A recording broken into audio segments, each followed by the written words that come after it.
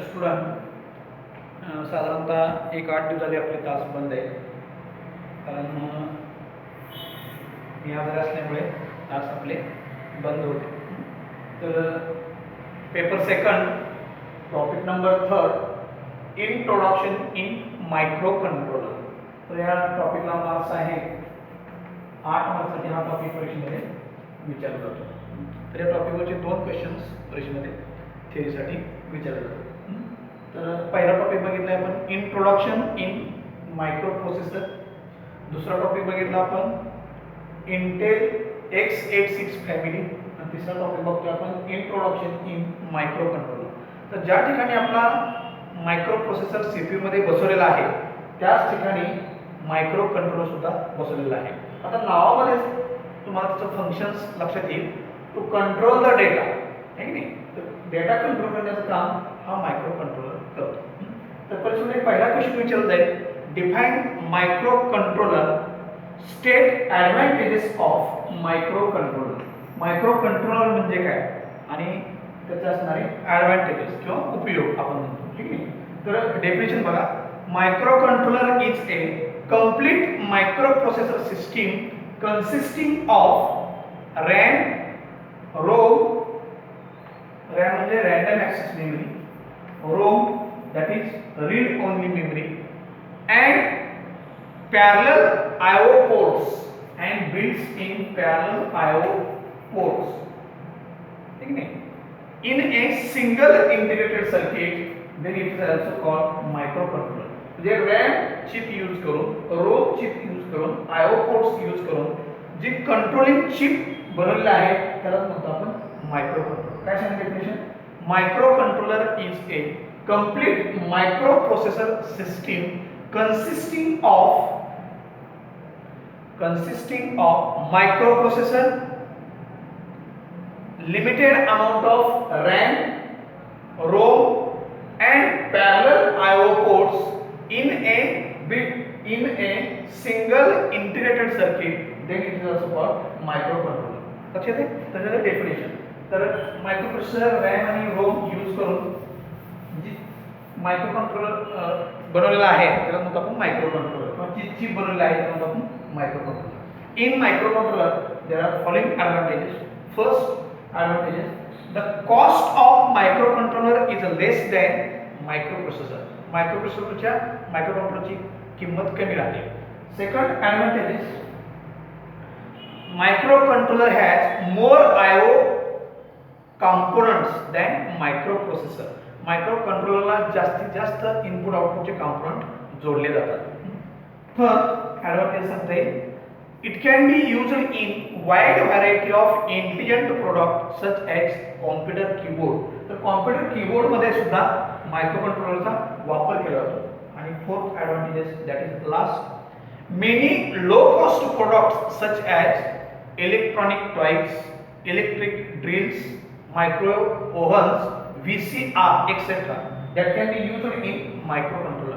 तर electronic toys म्हणजे electronic खेळणीमध्ये, electric ड्रिलची machine असते भिंतीवर होल वगैरे पाडण्यासाठी, त्यासाठी त्याचा मायक्रोकंट्रोलर यूज केला जातो. मायक्रोवेव्ह ओव्हनमध्ये यूज केला जातो, VCR मध्ये यूज केला जातो. तर अशा बऱ्याच ठिकाणी मायक्रोकंट्रोलर हा यूज केला जातो. लक्षात आहे? तर define microcontroller, explain advantages of microcontroller. Next question परीक्षेमध्ये विचारलं जाईल, what are features of microcontroller. वैशिष्ट्ये, what are features of microcontroller.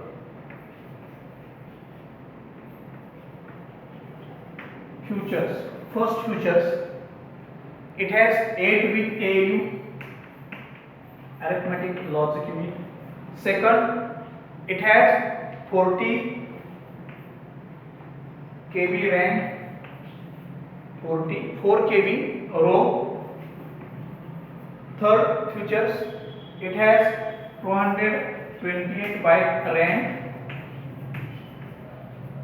Fourth features, it has 32-bit input output lines. Fifth features, it has 64 KB program memory.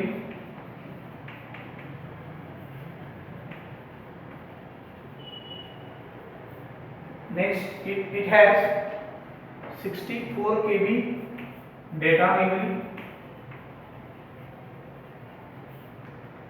Number 7, it has 111 instruction set.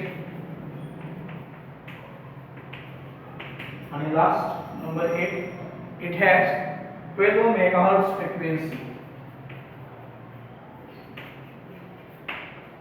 तो साधारणतः 7 ते 8 features आहेत. तर या micro controller मध्ये काय काय कनेक्ट केले बघा. It has 8 bit ALU, it has 4 KB ROM read only memory, it has 128 byte RAM, it has 32 bit input output ports or lines, it has 64 KB program memory, it has 64 KB data memory, it has 111 instruction set, and it has 12 megahertz frequency. तर अशा पद्धतीने आपण आज 2 question बघितले आहेत. Define microcontroller, explain advantages of microcontroller. आणि दुसरा question बघितला what are features of microcontroller. ते 7 ते 8 फ्युचर्स आहेत. तर अशा पद्धतीने आपण आज 2 क्वेश्चन बघितले आहेत. तिसरा क्वेश्चन परीक्षेमध्ये विचारत आहे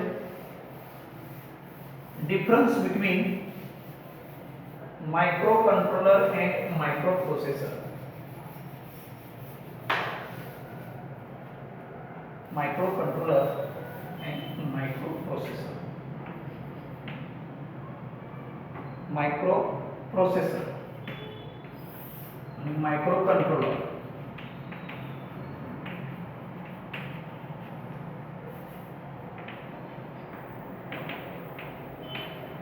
असा एक क्वेश्चन परीक्षेमध्ये विचारला जातो. तर सुरुवातीला याच्यामध्ये डेफिनेशन द्या दोन्हीची.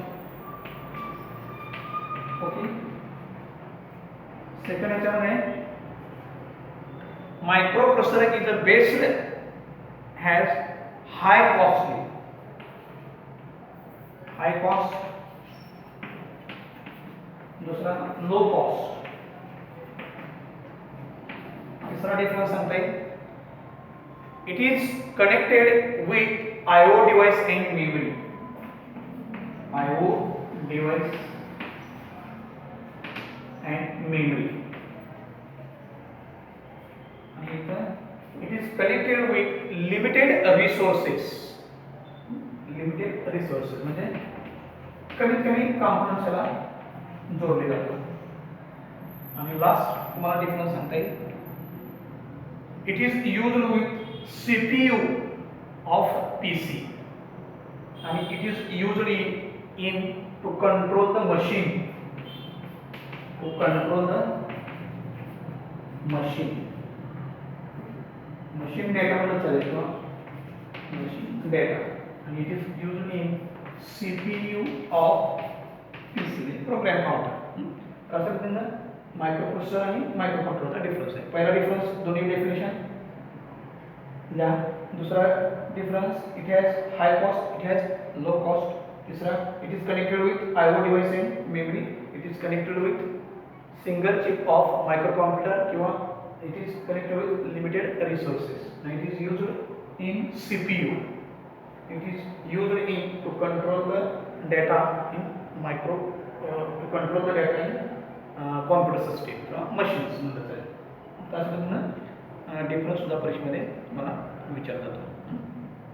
तर हाही डिफरन्स परीक्षेमध्ये विचारते. नेक्स्ट एक डिफरन्स परीक्षेमध्ये विचारते 8051 मायक्रोकंट्रोलर आणि 8052 मायक्रोकंट्रोलर.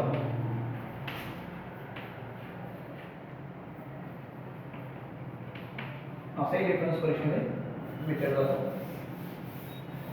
तर बघा it has 128 byte RAM,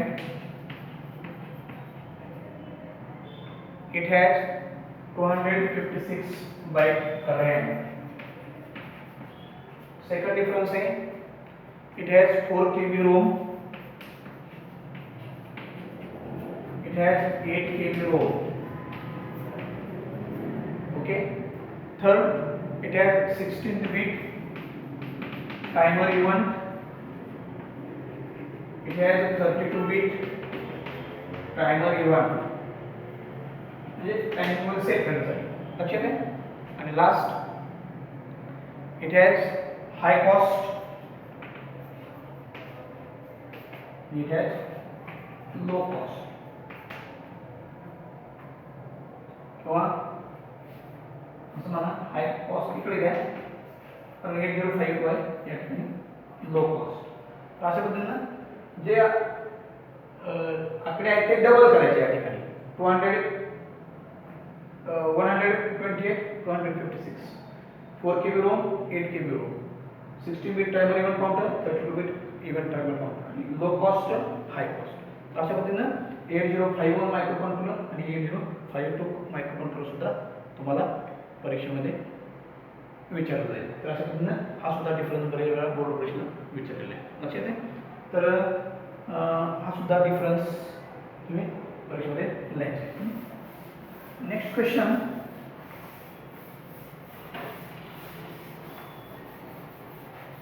what are applications of microcontroller? Applications,